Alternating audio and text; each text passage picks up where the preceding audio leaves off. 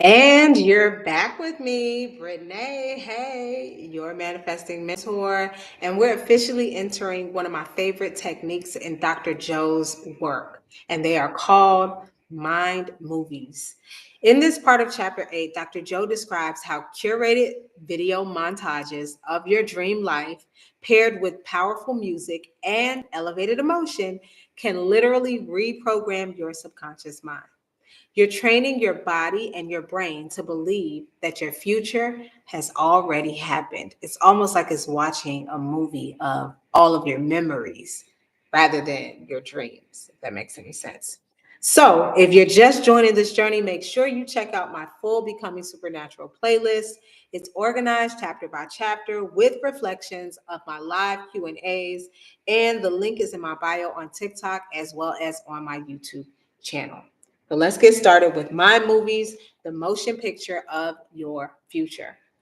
At our advanced workshops, every participant receives a fun and easy to use software program called Mind Movies to make a mind movie about their future self and their life. We use this in tandem with the kaleidoscope video. Depending on what the student wants to create in their life, the movie they make about their future exposes them to images and specific written suggestions and information designed to assist them in creating it.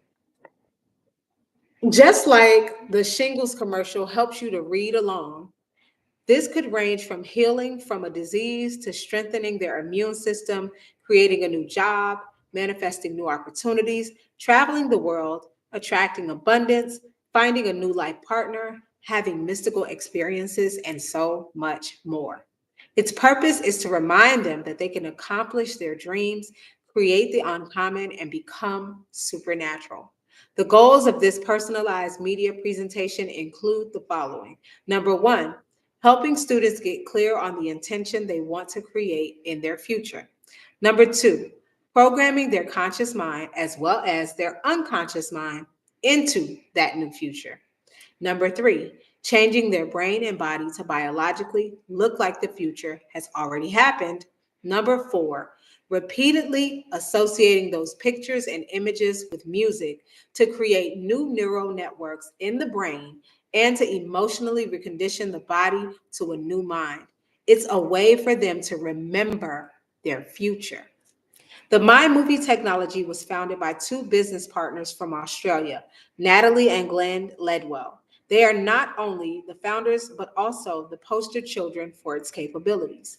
Their journey began in 2007 when a friend showed them a movie he had created about his life. Later, he approached them with the idea of starting a business based on what would become Mind Movie software. Getting the business off the ground required them to create a website to distribute the software so they could instruct people from all around the world on how to make their own mind movies. Yet they already had four businesses and knew almost nothing about the internet or e commerce. Glenn could barely turn on a computer, and Natalie hadn't even heard of YouTube. They recognized, however, that Mind Movie had the potential to be a very powerful tool to help people build the belief that they could create real outcomes in their lives. With that in mind, they decided to post a video about the power of mind movies on YouTube. They decided, I'm sorry, on YouTube. And at the end of the video, viewers were encouraged to visit their website where they could learn how to build their own. In early 2008, after receiving countless emails from customers telling them how my movies had changed their lives, Natalie and Glenn decided to go all in. They flew to the United States, attended an internet marketing seminar, joined the marketing mastermind group, and began planning My Movie's global launch.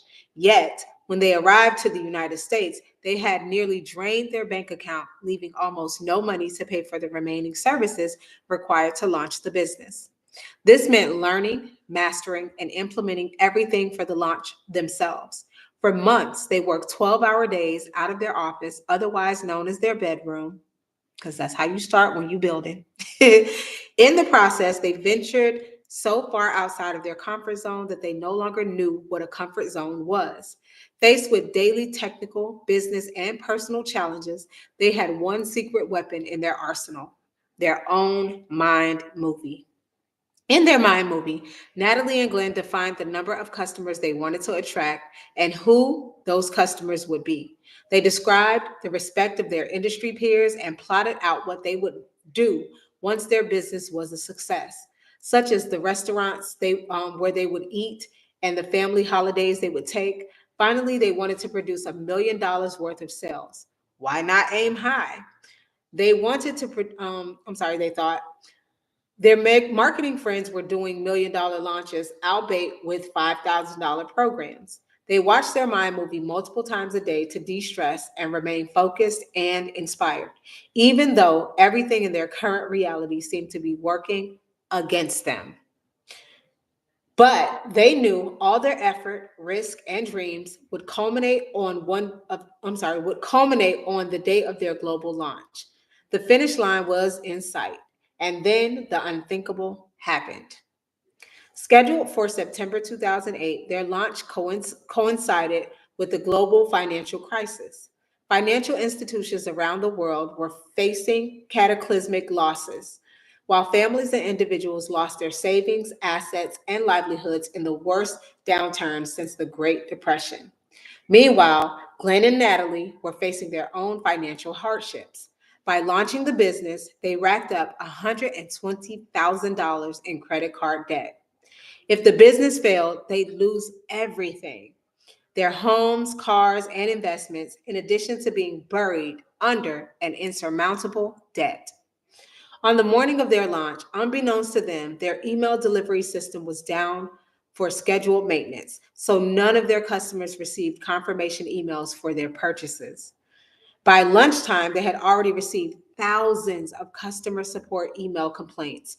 In addition to the challenges with their online bank, the bank wanted to freeze their account due to unusual activity. By evening, however, they had experienced the most memorable day of their lives. In the first hour of the first day, they had hit a $100,000 mark, and by the day's end, they grossed $288,000. In the end, Glenn and Natalie ended up generating $700,000 based on a $97 program with no upsells. But the story doesn't end there. They were, of course, delighted with their achievement, but they faced one last monumental challenge. Because of the volatile, uncertain financial climate at the time, their bank froze their accounts so they couldn't access the money. This meant they could only pay commissions to their affiliate. This meant they couldn't pay commissions to their affiliates or the $120,000 they owed to creditors or deliver profit sharing to the people who had helped them launch the business. Everything hinged on their funds being released. Finally, after 6 months of sticking to their vision and watching their mind movies, they gained access to their account, lifting the financial burden they had nearly sent them into bankruptcy. But where the story gets really good. As the world was still reeling economically, the value of the US dollar against the Australian dollar was still grossly different. So, thanks to the exchange rate, when they transferred their money back to Australia, they ended up earning an extra $250,000 with that, as well as with the commissions they received in exchange for promoting partner affiliate programs. Glenn and Natalie actually met their $1 million goal. So that delay was not a denial, it was actually setting them up to hit their actual goal. But on the surface, it looked like chaos. Don't sleep on the divine. It has plans even when things go crazy. Anyways, they credit a huge part of their success, which was the complete opposite of what everyone else in the world was experiencing, with the fact that they focused on their mind movie every single day. While this is a great example of the potential of mind movies, and while the options to create your own mind movie are endless, the process is relatively the same. Students first pick their own song, one they will never tire of listening to. Next, they choose images and or videos of either themselves or a future event and lay them out sequentially to tell a story of what their future looks like. Finally, we ask them to come up with specific words, phrases, or affirmations to add to the scenes, which they superimpose over images. In the exact same way that the TV commercials program people to be victims or to experience want and lack, my movies can program students to be unlimited in a life that they are capable of creating. In our advanced workshop, our students watch the kaleidoscope before they watch their mind movies because it helps them induce and sustain alpha and theta trance states, with their eyes open, opening the doorway between the conscious and the subconscious mind. Throughout their meditation, while in an alpha or theta brainwave state, they are more suggestible to their own programming process. This is important because the more suggestible they are while using their mind movie, the less likely they are to become analytical and to have constant internal thoughts such as, how is this going to happen? Or this is impossible? Or how am I going to afford that? Or it didn't happen last time, so why should it now? Those are all that chatter for people in the manifestation community. Your mind movies can help program you so that you're not so chattery with yourself. I have made two of them for myself and helped a loved one make, I believe, one or two as well. Yeah. While the kaleidoscope induces students into trance to open the subconscious to programming, the mind movie is the new program. Mind movies program our students' subconscious minds the same way that television commercials program us, but in a more positive, unlimited, and constructive way. When our brain's thoughts are silenced, the conscious mind is no longer analyzing incoming information. As a result, whatever information we are exposed to in this state encodes directly into the subconscious. Just like recording or videotaping something to be automatically played back later, we're recording a new program in the subconscious mind. A great amount of research over the years has documented how the right and left hemispheres of the neocortex relate to one another. We now know that the right hemisphere processes spatial, nonlinear, abstract, and creative thinking, while the left hemisphere processes logical, rational, linear, methodical, yeah, could say that word, sorry, y'all, methodical and mathematical thinking. The latest research, however, also suggests that the right hemisphere processes cognitive novelty and the left hemisphere processes cognitive routine. This means that when we learn new things, the right hemisphere is more active, and when new learnings become routine, then they're stored in the left hemisphere. The majority of people operate from the left hemisphere of the brain because they're hardwired into automatic habits and programs that they've memorized. This is why language is stored in the left hemisphere. It's routine. You can think about the right hemisphere as the territory of the unknown and the left hemisphere as the territory of the known, or what has been repeated. It makes sense that the right hemisphere would be romantic, creative, and nonlinear, while the left hemisphere would be methodical, logical, and structured. We've actually seen this dual processing occurring while watching our students' brain scans in real time.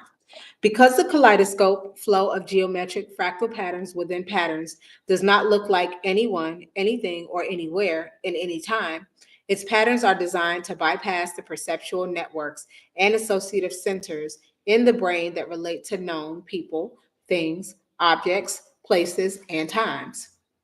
Its ancient geometric patterns reflect repeating fractal patterns found all throughout nature. Thus, they actively lower brain centers. They activate lower brain centers. It's for this reason you can't look into the kaleidoscope and see your Aunt Mary, a bicycle you own in sixth grade, or a house where you grew up, because you're not activating or triggering the associative centers related to the memories primarily located in the left hemisphere of your brain. As you stop thinking and analyzing and start moving into alpha or theta brainwave patterns, more actively, I'm sorry, as you stop thinking and analyzing and start moving into alpha or theta brainwave patterns, um, more activity occurs in the right hemisphere. If the left hemisphere operates in the known and the right hemisphere operates in the unknown, as activity increases in your right hemisphere, you are more open to creating something unknown and new. Graphics 9A1 and 9A2 in color inserts show brain scans of two students who are in coherent alpha and theta states. In graphic 9A3, you'll see another student's entire brain in theta while viewing the kaleidoscope. Graphic 9A4 shows the brain scan of a student watching the kaleidoscope. The right side of their brain is more activated while they engage in the novelty of the experience during a trance state. When we play the kaleidoscope in our advanced workshops, we play it in a dark room so melatonin levels increase, thereby enhancing brainwave changes. I ask students to relax and consciously slow down their breathing. As their respiration slows down, so do their brainwaves, moving from beta to alpha. I then ask them to continuously relax into the body and to get even more in touch with it. I want to get them into a state somewhere between half awake and half asleep when they're most suggestible, further priming their brain to accept the programming of their mind movie. Just as a late night infomercial influences people because the production of melatonin in preparation for restorative sleep causes their guard to drop, I want our students' melatonin levels to be elevated and their brain waves to be in alpha and theta so they are wide open to information and possibilities in their mind movies. Here we're going to move into the next section, which is called the soundtrack of your future. Before I get, let's see.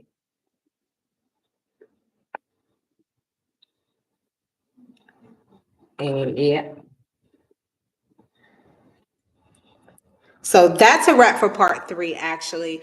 Um, now that you know what mind movies are and how to use them as a tool for transformation, we're going to continue in part four as we're going to talk about the soundtrack of your future life and how music enhances this entire process. Trust me, it gets even more powerful from here. So I will see you in the next part where we talk about the soundtrack of your life.